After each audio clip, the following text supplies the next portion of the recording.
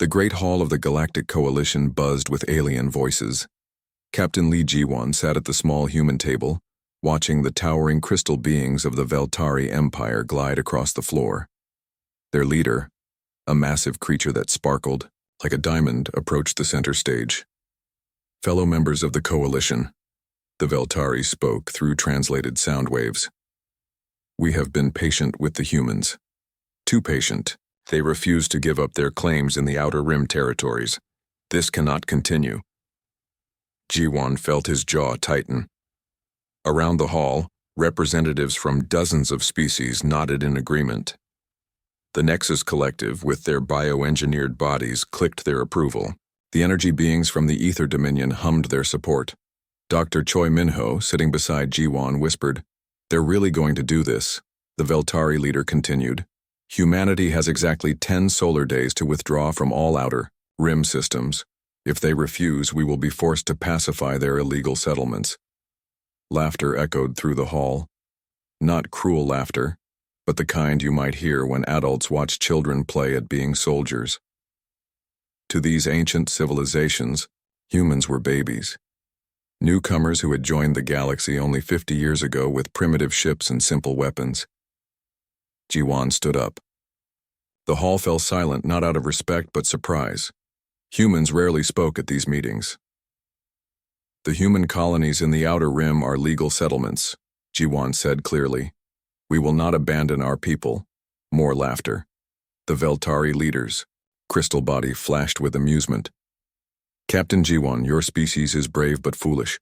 Your tiny ships and basic weapons cannot stand against our fleets. Be wise. Withdraw your people." "And if we refuse?" Ji-won asked. "Then we will remove them for you," the crystal being replied. "It will be quick and painless. We are not monsters." The meeting ended with the other species congratulating the Veltari on their patience. Ji-won and Minho walked out in silence, knowing that every eye in the hall watched them with pity. 3 hours later, Ji-won stood in a secure communication room on Luna Station. Admiral Kim Sora's face filled the screen, her expression serious but calm. "They gave us the ultimatum," Ji-won reported. "Good," Sora replied. "Are you ready, Captain?" Ji-won nodded. "The Indomitable is fully prepared. Park Hyun-woo says all systems are running perfectly." "Remember, this isn't just about winning a battle," Sora said. "This is about changing everything. For 300 years, these alien empires have ruled the galaxy. They think humans are weak because we're new. Time to show them how wrong they are. What about the Coalition? They'll expel us for sure." Sora smiled coldly. "Let them try. After tomorrow, they won't dare." The screen went dark. Ji-won took a deep breath and headed for the shuttle bay. In 12 hours, he would be aboard humanity's most carefully guarded secret. The Indomitable hung in space like a sleeping giant. From the outside, it looked like any other human warship, just bigger. Much bigger. At 3 kilometers long, it dwarfed every vessel in the human fleet. But size wasn't its real secret. Engineer Park Hyun-woo met Ji-won at the airlock. "Captain, she's beautiful, isn't she?" Ji-won stared at the massive corridor stretching ahead of them. The walls hummed with power, but it was different from the usual fusion reactors. This energy felt alive, almost angry. "How many people know what we really have here?" Ji-won asked. "Maybe 50, Hyun-woo replied. Admiral Sora made sure of that. "Even most of our crew thinks this is just a really big battleship." They walked through corridors that could fit aircraft carriers, past weapons bays that held mysteries the galaxy had never seen, past shield generators that used technology no alien empire possessed. On the bridge, Tactical Officer Yoon Dae-ho looked up from his station. "Captain, we have the latest intelligence from the Kepler 442 system. The Veltari have sent 37 ships, their entire 3rd battle fleet." Weapons specialist Han Minji turned from her console. 37 ships against 1. They're not taking any chances." "They should take more chances," Communications Officer Shin Taiwan muttered. "A lot more." Ji-won settled into the captain's chair. Around him, his crew of 300 worked at stations that controlled power beyond imagination. Most of them still didn't understand what they were really operating. Hyunwoo, show me the real specs, Ji-won said quietly. The engineer's fingers danced over his controls. Holographic displays appeared around the bridge, showing the ship's true capabilities. The crew fell silent as they read the numbers. Those can't be right, Daeho whispered. These power readings, this is 10 times what our biggest ships produce. 20 times, Hyunwoo corrected. We took their plasma technology and combined it with our fusion reactors. The result is something the galaxy has never seen. Minji stared at her weapons display. These railguns, they fire at 90% light speed? 92%, Hyunwoo said proudly. And the plasma torpedoes can phase through most energy shields. We tested them on captured Veltari technology. What about our shields? Taewon asked. That's the best part. Hyunwoo grinned. Remember how alien energy weapons work? They get stronger the more power you feed them? Well, our shields actually absorb that energy and grow stronger. The harder they hit us, the tougher we get. The bridge fell completely silent. These weren't just weapons and defenses. This was a revolution in military technology. Captain, Daeho said slowly, we could win this fight. We will win this fight, Ji-won corrected. The question is what happens next. Dr. Bae Yoonji, the ship's medical officer, stepped onto the bridge. Captain, I've been monitoring crew stress levels. A lot of people are scared. They know something big is happening, but they don't know what. Ji-won nodded. Inform the crew that in 6 hours we jump to Kepler 442. Tell them we're going to show the galaxy that humans are not prey. As his officers spread out to prepare their departments, Ji-won stared at the tactical display. 37 Veltari ships waited in the contested system. They expected to find frightened human colonists and maybe a few escort vessels. Instead, they would face the indomitable. Hyunwoo, Ji-won called. One more question. Are you absolutely certain this will work? The engineer's smile was fierce. Captain, we didn't just build a better warship. We built a statement. Tomorrow, the galaxy learns that humanity is done being underestimated. Outside the massive viewports, stars waited. In 6 hours, some of them would witness the beginning of a new age. The Indomitable dropped out of hyperspace at the edge of the Kepler 442 system, like a mountain appearing in calm water. Captain Lee Ji-won watched the main screen as their sensors picked up the Veltari fleet spread across the system in perfect formation. 37 ships confirmed, reported Tactical Officer Yoon Daeho. They're arranged in battle clusters around the third planet. Any sign they've detected us yet? Ji-won asked. Communications Officer Shin Taewon shook his head. They're still using standard scans. At this distance, we probably look like any other human ship to them. Engineer Park Hyunwoo grinned from his station. Wait until they get a closer look. The Veltari fleet consisted of crystal ships that sparkled like jewels against the black of space. Each vessel was grown rather than built, their hulls made from living crystal that could repair itself and channel massive amounts of energy. The largest ship stretched nearly 2 kilometers long and bristled with energy weapons that could crack planets. Sir, Daeho said, studying his displays. I'm reading some unusual formations. They're not just blocking the colonies. This looks like they're preparing for a major battle. They expected us to send our entire fleet, Ji-won realized. They're ready to fight every human ship we have. Instead, we sent them the Indomitable, Hyunwoo said proudly. Dr. Choi Minho, who had joined them for this historic moment, looked worried. 1 ship against 37.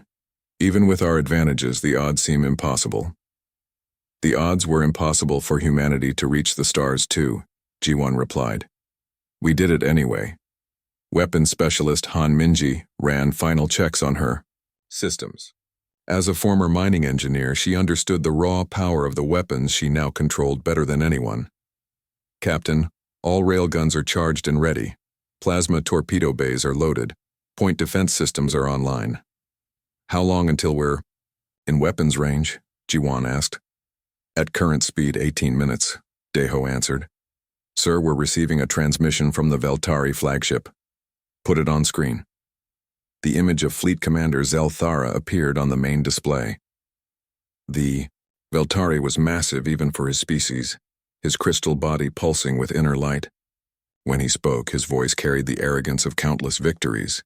Human vessel, you are entering a restricted zone. I am Fleet Commander Zelthara of the 3rd Battle Fleet. Identify yourself. G1 stood up. This is Captain Lee G1 of the human Dreadnought Indomitable. You are threatening human colonies in this system. Withdraw your forces. Zelthara's crystal form flickered with what might have been laughter. Dreadnought. Humans do not possess dreadnoughts. You pilot a simple warship, probably the largest your primitive species can construct. I order you to retreat before I am forced to destroy you. Commander, G1 said calmly, you should scan us more carefully. On the Indomitable's bridge, they watched the Veltari sensors focus on their ship. Hyunwoo had been looking forward to this moment for months. Now they're seeing our real size, he whispered. The change in Zelthara's expression was immediate. His crystal body dimmed as shock replaced arrogance. Impossible. Your ship is 3 kilometers long? How did humans construct such a vessel? Very carefully, Ji-won replied.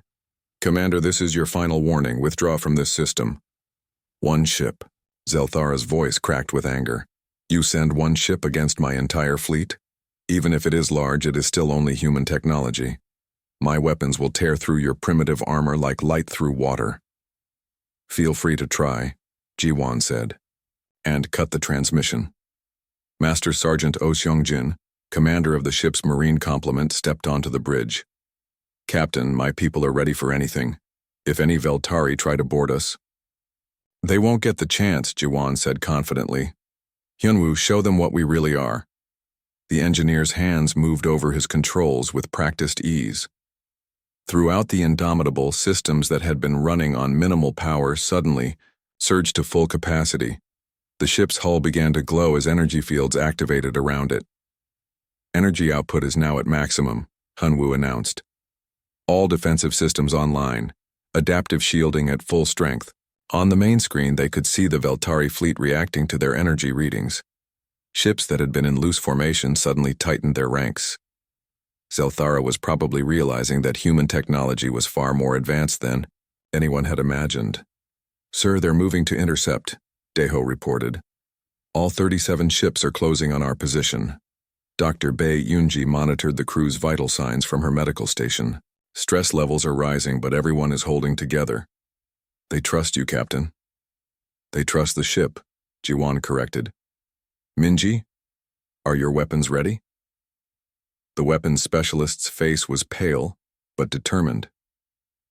Railguns can fire in 3 minutes. Plasma torpedoes are armed and targeted. Remember, Ji-won addressed his bridge crew. We're not just fighting a battle today. We're announcing to the galaxy that humanity will no longer be pushed around. Captain, Taewon called out, we're receiving broadcast from the human colonies. They're asking if they should evacuate. Tell them to stay in their shelters and watch the show, Ji-won replied. The Veltari fleet spread out as they approached, each ship taking position to create interlocking fields of fire. It was a classic formation, designed to overwhelm a single target with concentrated energy attacks. They're trying to surround us, Daeho observed. Let them, Ji-won said. Hyunwoo, how are our power levels? Fusion reactors at 100%. Plasma cores stable.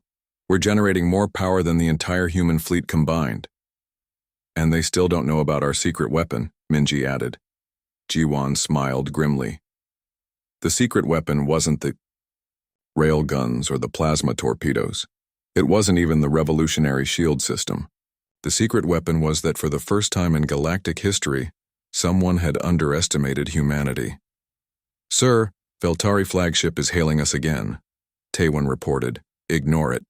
They had their chance to withdraw.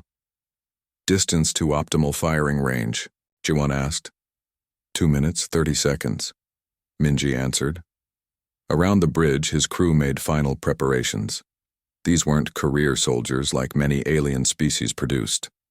Hyunwoo had been a civilian engineer. Minji had worked in asteroid mining. Daeho was fresh from the academy. Taewon had been a translator before joining the Navy, but they were human and that meant they didn't give up. Captain, Deho said quietly. Sensors show the Veltari are powering up their main weapons. They're really going to try to destroy us. Good, G1 replied. The harder they hit our shields, the stronger we become. They're about to learn why you should never corner a human.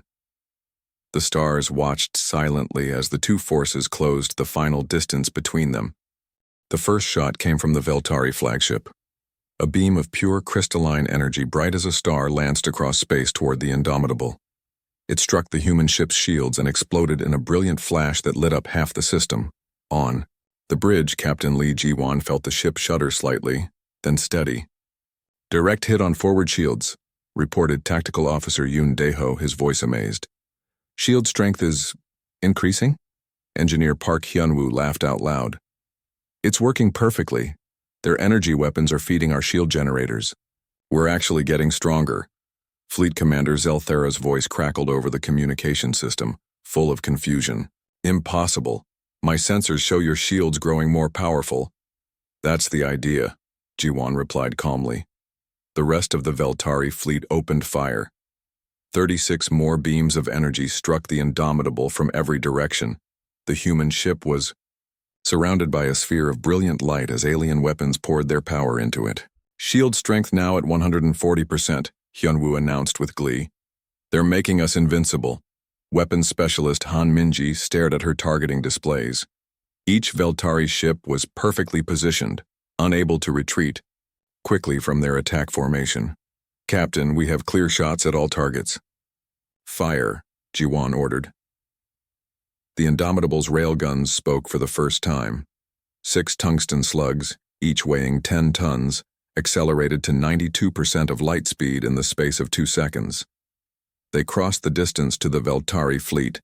Almost instantly, the first slug hit Zelthera's flagship dead center. The crystal hull, designed to deflect energy weapons, shattered like glass struck by a hammer. The massive ship split in half, its inner light dying as atmosphere and crew vented into space. The second and third slugs punched through 2 heavy cruisers, leaving perfectly round holes that went completely through both ships. The fourth slug grazed a destroyer, tearing away half its hull. The fifth and sixth found their targets among the smaller escort vessels. In less than 3 seconds, 6 Veltari ships were destroyed or crippled. Reload time? Ji-won asked. 40 seconds, Minji replied, her face pale. She had designed mining equipment, not weapons of such terrible power. The surviving Veltari ships tried to scatter, but they were too close and moving too slowly.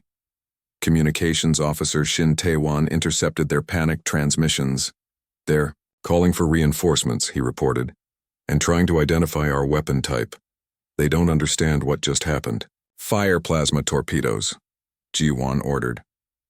12 blue-white orbs launched from the Indomitable's torpedo bays. Unlike the railgun slugs, these moved slowly enough to track with the naked eye. The Veltari ships tried to intercept them with point defense systems, but the plasma torpedoes phased through their energy shields like ghosts. Each torpedo struck a different target.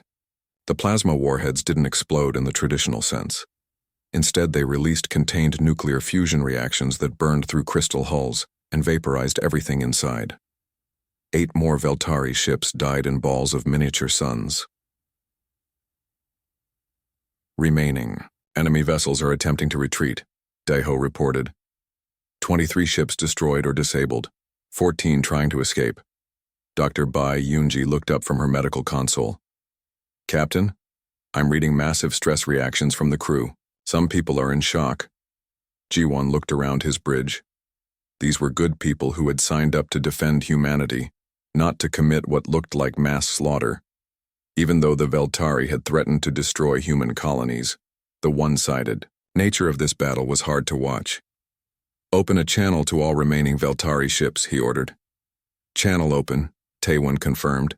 Attention Veltari vessels. This is Captain Lee Ji-won of the human Dreadnought Indomitable. Your fleet is destroyed. You have 10 minutes to collect survivors and leave this system. Any ship that fires on us or approaches our colonies will be eliminated. Master Sergeant Oh Seong-jin stepped onto the bridge. Captain, my Marines are ready if any of those ships try to approach for boarding actions. They won't, Ji-won said confidently. They're too busy trying to understand what just happened to them. The railguns recharged and fired again. This time, Minji targeted the engines of the fleeing ships. Precise shots disabled their hyperspace drives without destroying the vessels entirely. All remaining Veltari ships are dead in space, she reported. No casualties from the last barrage. Good. We're not monsters, Jiwan said. We're just not prey anymore. Dr. Choi Minho, who had watched the entire battle in stunned silence, finally found his voice. Captain, do you realize what we've just done? We've destroyed an entire Veltari battle fleet. The political implications will be handled by people much smarter than me, Jiwan interrupted. Our job was to win this battle. Mission accomplished. Hyunwoo was studying the battle data on his screens.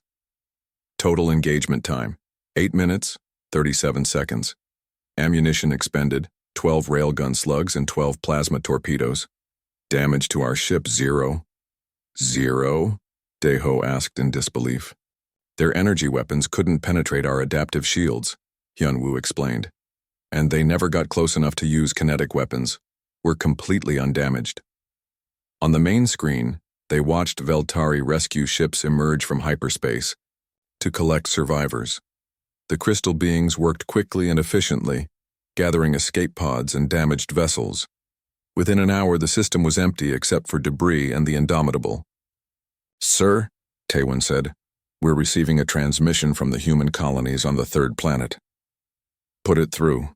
A middle-aged woman appeared on screen, tears streaming down her face. Captain Jiwan, this is Colony Administrator Young Hana.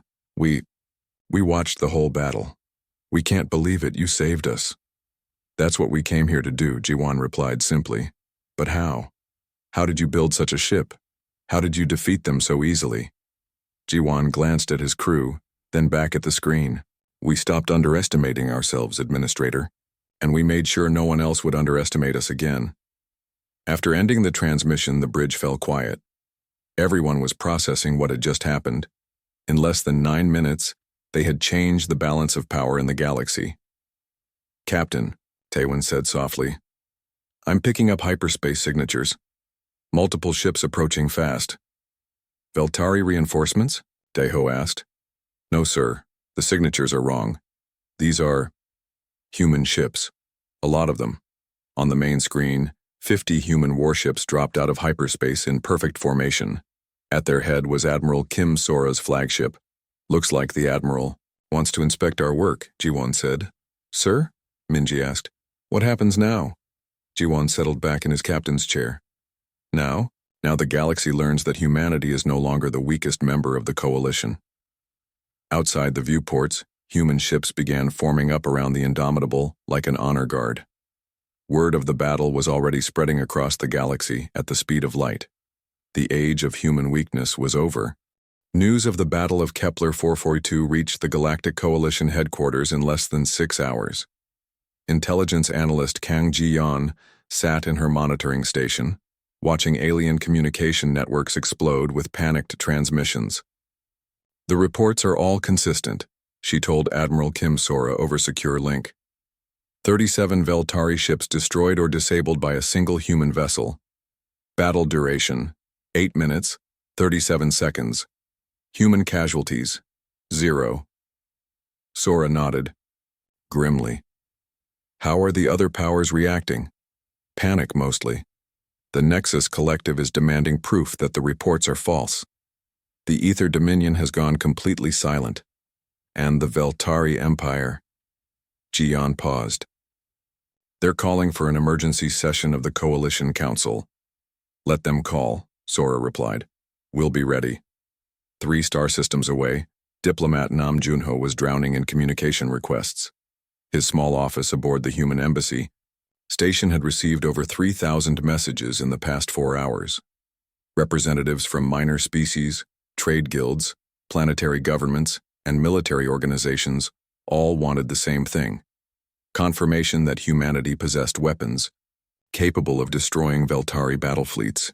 Sir, his assistant said, looking overwhelmed. The Altarian Republic is offering to double their trade agreements if we'll promise to protect their shipping lanes. The Kepler Mining Consortium wants to hire human escorts for all their operations, and the Rigel Defense Force is asking if they can purchase our shield technology. Junho rubbed his temples. What about the major powers? That's more complicated. The Veltari Empire is demanding we surrender Captain Jiwon for war crimes. The Nexus Collective wants full technical specifications of our weapon systems. The Ether Dominion hasn't made any demands, but their ships are massing near the border systems. War crimes? Junho laughed bitterly. For defending our own colonies? Meanwhile, aboard the Indomitable, Captain Lee Jiwon was dealing with his own flood of communications. Dr. Choi Minho had set up a temporary diplomatic center in one of the ship's conference rooms, trying to manage requests from dozens of species. The interesting thing, Minho told Jiwon, is that half these messages are from smaller civilizations asking for protection. They're more afraid of the major powers' reaction than they are impressed by our victory. Smart of them, Jiwon replied. What about our own people? Earth is celebrating. The outer colonies are throwing festivals, but the government is worried about retaliation. Engineer Park Hyunwoo joined them, carrying a tablet full of technical data. Captain, I've been analyzing the battle recordings. Our weapons performed even better than projected. The railguns achieved 94% light speed on the final shots, and the plasma torpedoes showed complete shield penetration. That's good news, right? Minho asked. It's terrifying news, Hyunwoo corrected. We built these systems to be impressive. We didn't realize we were building weapons that could reshape galactic politics overnight. The emergency coalition session convened 12 hours after the battle. The great hall that had witnessed humanity's humiliation just days before was now packed with nervous alien delegates. Captain Jiwon, Admiral Sora, and Diplomat Junho sat at the human table, facing accusations from species that had ignored them for 50 years. The current coalition president, a tall bioengineered being from the Nexus Collective, called for order. We are here to address the illegal actions of the human military in the Kepler 442 system. Admiral Sora stood up. Illegal actions? We defended our colonies from an unprovoked attack. You destroyed an entire Veltari fleet, the president replied. Such weapons violate a dozen coalition treaties on military engagement. Which treaties? Junho asked calmly. The ones that limit energy weapon output? We didn't use energy weapons. The ones that restrict ship size? Our Dreadnought meets all specifications. Or perhaps you're referring to the treaties that require advance notification of new military technology. I don't recall humanity agreeing to share our research with potential enemies. The Veltari representative, a smaller crystal being who had replaced the deceased fleet commander Zelthara, stepped forward. The humans have violated the spirit of galactic peace. They built weapons in secret, weapons designed only for destruction. Unlike yours? Jiwon asked quietly. The hall fell silent. Everyone knew the Veltari Empire had spent centuries conquering smaller civilizations. Their pacification fleets had destroyed dozens of worlds. This is different, the crystal being insisted. We maintain order. Humans are newcomers who don't understand their place. Our place, Admiral Sora said, her voice carrying across the entire hall, is wherever we choose to make it. The president tried to restore order. The Coalition Council demands that humanity surrender all advanced military technology for inspection and regulation. Denied, Sora replied immediately. Then humanity will be expelled from the coalition. Fine, Sora said calmly. But before you vote on that, there's something you should know.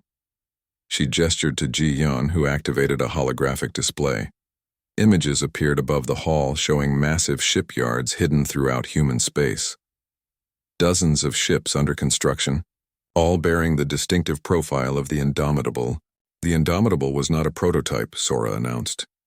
It was the first production model. We currently have 17 more Dreadnoughts in active service, with 36 under construction. The hall erupted in panicked voices. Aliens who had dismissed humanity days before were now calculating the military implications of 53 human Dreadnoughts. That's impossible, the Nexus president stammered. Intelligence reports showed no major shipbuilding activities in human space. Intelligence reports showed what we wanted them to show, Sora replied. We learned long ago that the galaxy sees what it expects to see when it looks at humanity. The Ether Dominion representative, a shimmering energy being, spoke for the first time. What do humans want? The same thing we've always wanted, Jiwan said, standing up. To be left alone to live our lives and protect our people. The difference is that now we have the power to enforce that desire. And if the coalition attempts to force humanity to disarm? The president asked. Admiral Sora smiled coldly. I wouldn't recommend testing human resolve. We've spent 50 years being pushed around by superior forces. We made sure that would never happen again. The session broke up in chaos. Different species huddled in groups, making panicked calculations. The three major powers found themselves in the unprecedented position of facing a fourth power that could challenge any of them individually. Hours later, as the human delegation prepared to leave, they were approached by representatives from dozens of smaller civilizations. These were species that had been dominated by the major powers for centuries. Admiral Sora, said the representative from the Vega Commonwealth, our government would like to discuss mutual defense agreements. The Centauri Free Worlds are interested in trade partnerships, added another delegate. The Tau Ceti Republic formally requests human protection for our merchant vessels, said a third. Sora looked at the crowd of minor species representatives and realized what was happening. Humanity hadn't just gained military power. They had become a rallying point for every civilization that was tired of being pushed around by the galactic superpowers. We'll consider all reasonable proposals, she told them. But understand that any alliance with humanity comes with expectations. We don't accept partners who won't stand up for themselves when it matters. As they boarded their shuttle, Junho shook his head in amazement. 6 hours ago they wanted to expel us. Now half the galaxy wants to ally with us. Power changes everything, Minho observed. The question is whether we can handle it responsibly. Jiwan looked back at the coalition headquarters where alien delegations were still arguing about humanity's place in the galaxy. We'll handle it the same way we handled everything else. We'll do what we think is right and deal with the consequences. The shuttle departed for human space, leaving behind a galaxy that would never again underestimate the species from Sol. 6 months after the Battle of Kepler 442, Admiral Li Jiwan stood on the bridge of his flagship, watching human and alien vessels work together to construct a massive defense platform. The Indomitable had been joined by 12 sister ships, forming the core of humanity's new deep space defense fleet. Sir, reported his new tactical officer, Lieutenant Park Sujin, the Vega Commonwealth ships have finished installing their sensor arrays. The Centauri Free Worlds vessels are requesting permission to begin patrol rotations. Jiwan nodded approvingly. The galaxy had changed dramatically since humanity revealed its true military capabilities. Dozens of smaller civilizations had formed the Free Systems Alliance with humanity at its center, creating a fourth major power block to balance the ancient empires. Engineer Park Hyun-woo, now holding the rank of Chief Systems Administrator for the entire Dreadnought fleet, approached with his daily report. Admiral, all 17 operational dreadnoughts are running at peak efficiency.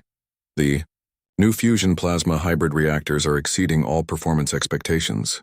What about the ships under construction? 36 vessels in various stages of completion. The newest yards at Tau Ceti are producing 1 ship every 3 months now. By this time next year, we'll have the largest fleet in known space. Communications. Officer Shin Tae-won looked up from his station. Admiral, we're receiving a priority transmission from Admiral Sora on Earth. Put her through. Admiral Kim Sora's image appeared on the main screen, but her expression was more serious than usual. Jiwon, we have a situation developing in the outer rim. Our deep space monitoring stations are picking up energy signatures unlike anything in our databases. New alien species? Jiwon asked. Unknown. But the energy patterns are massive. Whatever's out there is bigger than anything we've encountered before. Dr. Choi Minho, who had been promoted to Chief Diplomatic Officer for the Free Systems Alliance, joined the conversation. Admiral Sora, are we talking about a potential threat? Potentially. The signatures are approaching from outside the galaxy. If these are ships, they're larger than our dreadnoughts and there are a lot of them. G1 felt a familiar chill. Just when humanity had achieved a position of strength in galactic politics, something new was approaching from the vast darkness between galaxies. What do the major powers know about this? He asked. That's the interesting part, Sora replied. The Veltari Empire contacted us directly, not through coalition channels but on a secure diplomatic frequency. They want to meet. They want to meet with us? Minho asked in surprise. Apparently their ancient records mention something called the Dark Fleet from outside the galaxy, ships that appear every few thousand years to evaluate civilizations. Weapons specialist Han Minji, who had been promoted to fleet weapons coordinator, looked troubled. Evaluate them how? That's what we need to find out, Sora said. G1, I want you to take a small task force to the neutral meeting point. But be prepared for anything. 2 days later, the Indomitable led a formation of 5 dreadnoughts toward the agreed meeting coordinates. They found themselves facing an unprecedented sight, ships from all 4 major galactic powers working together. The Veltari had sent 3 of their largest crystal vessels. The Nexus Collective contributed 2 bioships that looked like living whales crossed with battleships. The Ether Dominion was represented by energy beings inhabiting mechanical shells designed for this purpose, and humanity brought its dreadnoughts. Former Fleet Commander Zelthara's replacement, a crystal being named Telandris, established communication with the human ships. Admiral G1, thank you for coming. We have much to discuss. This is a first, G1 replied. The Veltari Empire asking humans for help. Pride, Telandris said simply, is a luxury we can no longer afford. The Dark Fleet represents a threat to all life in this galaxy. The 4 fleets arranged themselves in a defensive formation as their leaders met aboard the Indomitable. It was the first time representatives of all major powers had been together in one room since the emergency coalition session. According to our oldest records, Telandris began, the Dark Fleet appears approximately every 8,000 years. They are not from this galaxy. They come to test whether civilizations have advanced enough to join some kind of galactic community. Test how? Asked Commander Vashiti of the Nexus Collective. Combat trials. They choose the strongest military force in the galaxy and challenge them to battle. If the locals win, they are left alone for another cycle. If they lose... Telandris paused.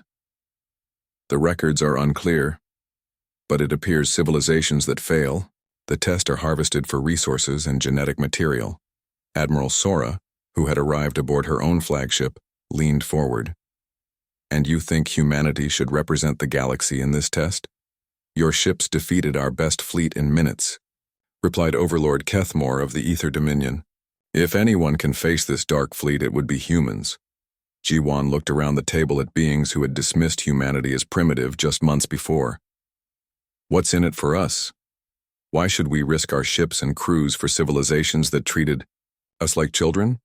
Because, Telandris said quietly, if the Dark Fleet wins, they won't just harvest the losing military. They'll consume entire worlds, billions of lives across hundreds of species. Master Sergeant Oseong Jin, who had been promoted to Marine Commander for the Dreadnought Fleet, spoke up. Admiral, what kind of numbers are we looking at? Telandris activated a holographic display. Our deep space sensors have identified approximately 100 vessels. Each appears to be roughly equivalent to your dreadnoughts in size and power output. 100 ships? Minji whispered. We have 17 operational dreadnoughts, Hyunwoo pointed out. Even with allied support, those are terrible odds. Not necessarily, Sora said thoughtfully. We've been working on new technologies since Kepler 442. Improvements to our shield systems, more powerful weapons, enhanced maneuverability, and we have something the Dark Fleet won't expect. Which is? Commander Vashati asked. Experience fighting as underdogs, G1 replied. Every human military victory has been achieved against superior numbers or technology. It's what we do best. The meeting continued for hours as they planned humanity's defense of the galaxy. The 3 ancient empires agreed to provide support ships, technical assistance, and intelligence. In return, humanity would lead the combined fleet against The Dark Fleet. There's one more thing, Telandris said as the meeting concluded. According to our records, the Dark Fleet allows civilizations to send a representative to negotiate before the battle begins. Any idea what kind of negotiations? Minho asked. Unknown. But it might be an opportunity to avoid conflict entirely. Jiwan stood up. In that case, we'd better prepare for both diplomacy and war. 3 weeks later, the largest fleet in galactic history assembled at the edge of known space. 53 human dreadnoughts formed the core, supported by 300 ships from allied species.